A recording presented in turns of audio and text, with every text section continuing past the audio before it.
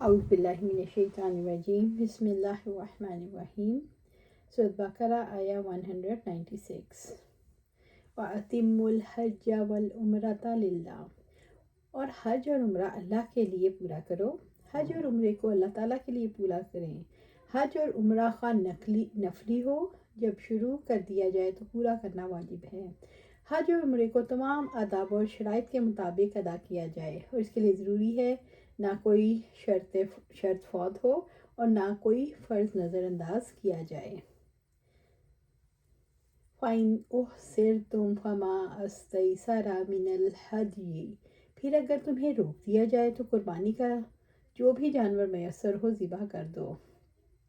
اسی مراد یہ ہے کہ اگر محرم سفر میں روک لیا جائے، مرض کی وجہ سے، راستہ بھول جانے سے یا دشمن کے روک لیے جانے سے یا بیماری کی وجہ سے حج اور عمرے کے لیے بیت اللہ نہ پہنچ پاؤ، فما استیسر من الہدی تو قربانی کا جو بھی جانور میسر ہو ذبح کر دو۔ ہدی کا جانور گائے، اونٹ یا بکری جو بھی میسر ہو وہیں ذبح کر دیں، جیسا کہ نبی صلی اللہ علیہ وآلہ وسلم اور صحابہ کرام رضی اللہ عنہم نے قربانیاں کی تھیں۔ وَلَا تَحْلِقُوا رُؤُوسَكُمْ حَتَّى يَبْلُغَ الْهَدْيُ مَحِلَّهُ اور اپنے سروں کو نہ منڈاؤ جب تک قربانی کا جانور اپنے مقام تک نہ پہنچ جائے۔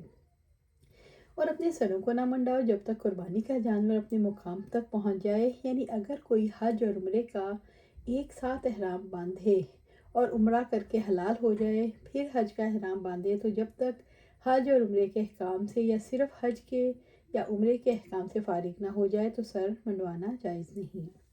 حفصہ رضی اللہ تعالیٰ عنہ فرماتی ہیں، میں نے پوچھا لوگوں نے تو اپنے آپ عمرے کھول ڈالے تو آپ صلی اللہ علیہ وسلم عمرے سے حلال کیوں نہیں ہوئے؟ تو فرمایا میں نے سر کے بال جما لیے ہیں اور قربانی کے گلے میں نشانی ڈال دی ہے، میں جب تک قربانی نہ کروں حلال نہیں ہو سکتا۔ فَمَنْ كَانَ مِنْكُمْ مَرِيضًا أَوْ بِهِ أَذًى مِّن رَأْسِهِ فَفِدْيَةٌ مِّن صِيَامٍ أَوْ صَدَقَةٍ أَوْ نُسُكٍ پھر تم میں سے جو کوئی بیمار ہو یا اس کے سر میں تکلیف ہو تو روزے یا صدقے یا قربانی کا فدیہ ہے۔ فدیے کے طور پر کتنے روزے رکھے جائیں، کتنا صدقہ یا کتنی قربانی دی جائے۔ قبل از وقت سر منڈوانے پر فدیہ دینا ضروری ہے۔ کعب بن عجرہ رضی اللہ تعالیٰ عنہ کی خدمت میں اس مسجد میں حاضر ہوا۔ عبداللہ بن موکل نے بیان کیا تو ان کی مراد کوفہ کی مسجد سے تھی اور ان سے روزے کے فدیے کے متعلق پوچھا۔ انہوں نے بیان کیا مجھے احرام میں رسول اللہ صلی اللہ علیہ وسلم کی خدمت میں لوگ لے گئے اور جوئیں سر سے میرے چہرے پر گر رہی تھیں تو آپ صلی اللہ علیہ وسلم نے فرمایا میرا یہ خیال نہیں تھا کہ تم اس حد تک تکلیف میں مبتلا ہو گئے تو کوئی بکری مہیا نہیں کر سکتے؟ میں نے عرض کیا نہیں۔ فرمایا پھر 3 دن کے روزے رکھ لو یا 6 مسکینوں کو کھانا کھلا دو، ہر مسکین کو آدھا سا کھانا کھلانا اور اپنا سر منڈوا لو۔ کعب رضی اللہ تعالیٰ نے کہا تو یہ آیت خاص میرے لیے نازل ہوئی۔ وَإِذَا أَمِنْتُمْ پھر جب تم امن میں ہو، اس سے مراد وہ سبب دور ہو جانا جس کی وجہ سے راستے میں رک جانا پڑا، جس عمرے میں بیماری دشمن کی رکاوٹ بن جائے۔ فَمَن تَمَتَّعَ بِالْعُمْرَةِ إِلَى الْحَجِّ تو جو کوئی عمرے سے حج تک ساتھ فائدہ اٹھائے۔ حج کی 3 قسمیں ہیں، ایک حج تمتع، 2 حج قران اور تیسرا حج افراد۔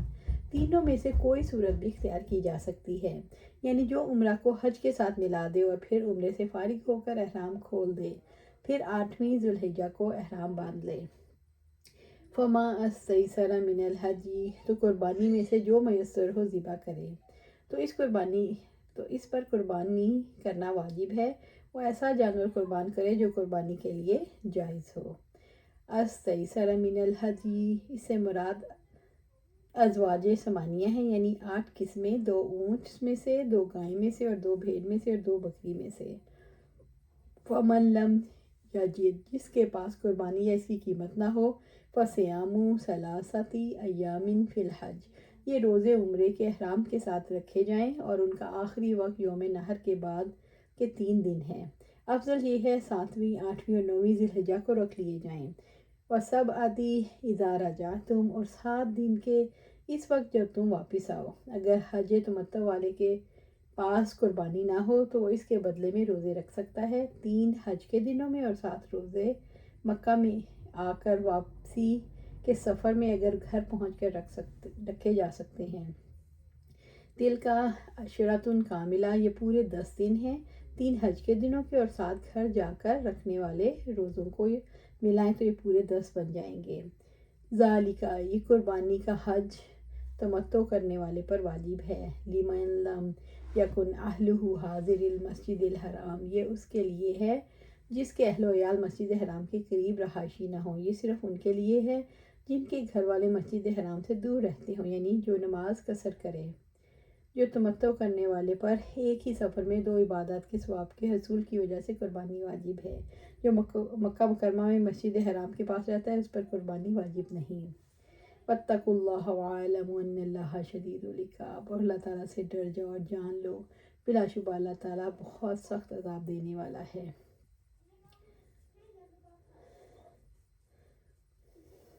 یعنی اللہ تعالیٰ اس شخص کو سخت سزا دیتا ہے جو اس کی نافرمانی کرتا ہے۔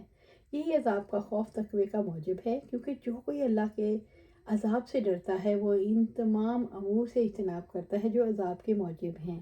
جیسے جو کوئی اللہ سے ثواب کی امید رکھتا ہے وہ ایسے کام کرتا ہے جو ثواب کا موجب ہے، اور جو کوئی عذاب سے نہیں ڈرتا اور ثواب کی امید نہیں رکھتا وہ حرام میں گھس جاتا ہے اور فرائض کو چھوڑ دینے کی جرات کا مرتکب ہو جاتا ہے۔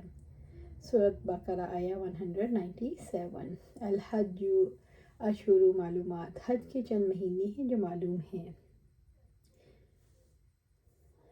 فمن فرض فیہن الحج، چنانچہ جو شخص اس میں حج فرض کر لے، جو اپنے اوپر حج کو فرض کر لے، اپنے آپ کے اوپر حج کی نیت کر لے اور حج کے لیے احرام باندھ لے، کیونکہ جو حج شروع کر لیتا ہے اس پر اس کا پورا کرنا فرض ہو جاتا ہے، اور ان مہینوں میں سے پہلے حج کا احرام باندھنا درست نہیں۔ فلا رفث، تو نہ کوئی شہوانی فعل، رفث سے مراد جماع اور اس کے مقدمات ہیں چاہے قولی ہوں یا فعلی، ولا فسوق، اور نہ کوئی نافرمانی، ولا جدال فی الحج، اور نہ کوئی جھگڑا۔ حج کی پابندیوں میں یہ تربیت مقصود ہے۔ مومن اپنے معاملات میں اللہ کی نافرمانیوں سے بچنے والا ہو۔ مومن شہوات کے لیے جینے کے بجائے مقصد کے لیے جیے، اجتماعی زندگی میں آپس کی لڑائی سے بچتا رہے۔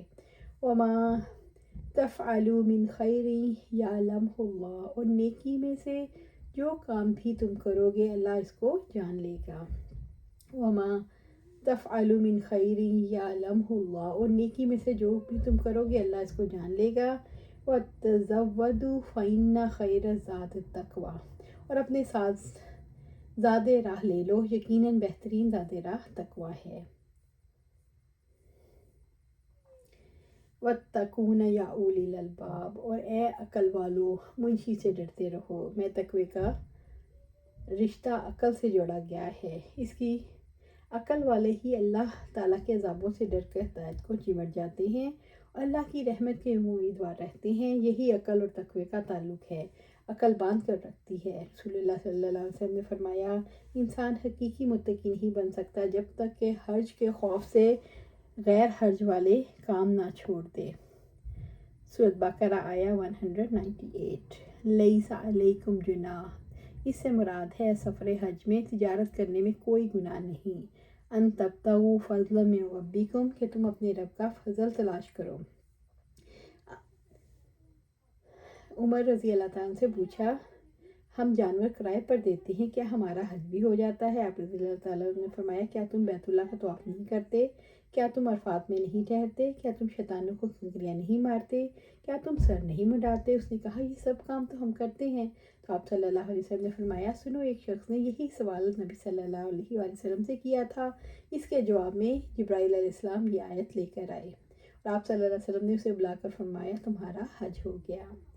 فَإِذَا أَفَضْتُم مِّنْ عَرَفَاتٍ، پھر جب تم عرفات سے واپس آؤ۔ مناسک حج میں سے عرفات 9 ذی الحجہ کو زوال آفتاب سے غروب آفتاب تک میدان عرفات میں وقوف حج کا سب سے بڑا رکن ہے۔ آپ صلی اللہ علیہ وسلم نے فرمایا، حج عرفات جانے کا نام ہے۔ عرفات حدود حرم سے باہر ہے، اس لیے قریش مکہ عرفات نہیں جاتے تھے بلکہ مزدلفہ سے ہی واپس لوٹ آتے تھے۔ اس لیے حکم دیا گیا جہاں سے سب لوٹ کر آتے ہیں تم بھی وہیں سے لوٹ کر آؤ، یعنی عرفات سے۔ فاذکروا اللہ عند المشعر الحرام، مشعر حرام کے پاس اللہ تعالیٰ کا ذکر کرو۔ عرفات حاجیوں اور حکام حج کا ستون ہے، اس لیے مزدلفہ لوٹ کر آنے اور رات گزارنے کی انتہائی اہمیت ہے۔ وقوف عرفہ اور مزدلفہ میں رات گزارنا حج کے ارکان میں سے ہے۔ وَاذْكُرُوهُ كَمَا هَدَاكُمْ، اور اس کا ذکر کرو جیسے اس نے تمہیں ہدایت دی۔ وَاذْكُرُوهُ كَمَا هَدَاكُمْ، اور اس کا ذکر کرو جیسے اس نے تمہیں ہدایت دی۔ وَإِن كُنتُم مِّن قَبْلِهِ لَمِنَ الضَّالِّينَ، بلا شبہ اس سے پہلے یقیناً تم گمراہ لوگوں میں سے تھے۔ سورۃ بقرہ آیہ 199۔ ثم افیضوا من حیث افاض الناس، پھر تم وہیں سے واپس آؤ جہاں سے لوگ واپس آتے ہیں۔ واستغفروا اللہ ان اللہ غفور رحیم، اور اللہ تعالیٰ سے بخشش مانگو، یقیناً اللہ بے حد بخشنے والا نہایت رحم والا ہے۔ اللہ تعالیٰ کی صرف غفور سے مراد ہے وہ ان کے شرک اور جرم کو معاف کر کے ان کی مغفرت فرماتا ہے۔ اللہ تعالیٰ کی صفت رحیم سے مراد ہے وہ ان کے ایمان اور توبہ کو قبول کر کے ان پر رحمت فرماتا ہے۔ سورۃ بقرہ آیہ 200۔ فَإِذَا قَضَيْتُم مَّنَاسِكَكُمْ فَاذْكُرُوا اللَّهَ، اور پھر جب تم اپنے حج کے اعمال پورے کر چکو تو اللہ کو یاد کرو۔ حج کے دوران اللہ تعالیٰ کے خوف، اس کی یاد، اس کی نعمتوں پر شکر، اس کے لیے حوالگی کے جذبوں کی فضا رہنی چاہیے۔ حج کے دوران کوئی ایسا کام نہیں ہونا چاہیے جو ان کیفیت کو خلاف ہو، مثلاً کسی گروہ کی عبادت میں امتیاز، آباء و اجداد کے کارناموں کا بیان۔ حج اللہ کی بڑائی کے لیے ہے اور سب انسانوں کے لیے ایک جیسا ہے۔ حج کے دوران یہ فضا قائم رہے تو بعد کی زندگی میں بھی یہ فضا قائم رہے گی۔ فَاذْكُرُوا اللَّهَ كَذِكْرِكُمْ آبَاءَكُمْ وَأَشَدَّ ذِكْرًا، اور اللہ تعالیٰ کو یاد کرو اپنے آباء و اجداد کو یاد کرنے کی طرح یا اس سے بھی زیادہ یاد کرنا۔ جاہلیت میں لوگ حج کے بعد بھی اپنے باپ دادا کا ذکر کرتے تھے، اس لیے فرمایا جیسا اولاد اپنی ماں باپ کو یاد کرتی ہے ایسے ہی اللہ کو یاد کرو۔ مینا میں ہر قبیلے کے لوگ اپنے باپ دادوں کے کارناموں پر فخر کرتے تھے۔ فَمِنَ النَّاسِ مَن يَقُولُ رَبَّنَا آتِنَا فِي الدُّنْيَا وَمَا لَهُ فِي الْآخِرَةِ مِنْ خَلَاقٍ، پھر لوگوں میں سے کوئی ہے جو کہتا ہے اے ہمارے رب ہمیں دنیا ہی میں دے دے اور اس کے لیے آخرت میں کوئی حصہ نہیں۔ اللہ تعالیٰ سے دعا کرنے والوں کی دعائیں مختلف کیوں ہو جاتی ہیں؟ دعا انسان کی اندرونی حالت کا اظہار ہے۔ جو شخص دنیا کی چیزوں میں اپنا دل لگا لیتا ہے تو اللہ سے سب سے زیادہ وہی چیز مانگتا ہے جس کی طرف لے کر وہ وہاں پہنچتا ہے۔ جو شخص آخرت کے خوف کو دل میں رکھ کر جیتا ہے تو حج کے مقامات پر بھی اس کے دل سے آخرت والی دعائیں نکلتی ہیں۔ وَمَا لَهُ فِي الْآخِرَةِ مِنْ خَلَاقٍ، اور اس کے لیے آخرت میں کوئی حصہ نہیں۔ اللہ تعالیٰ سے صرف دنیا مانگنے کا انجام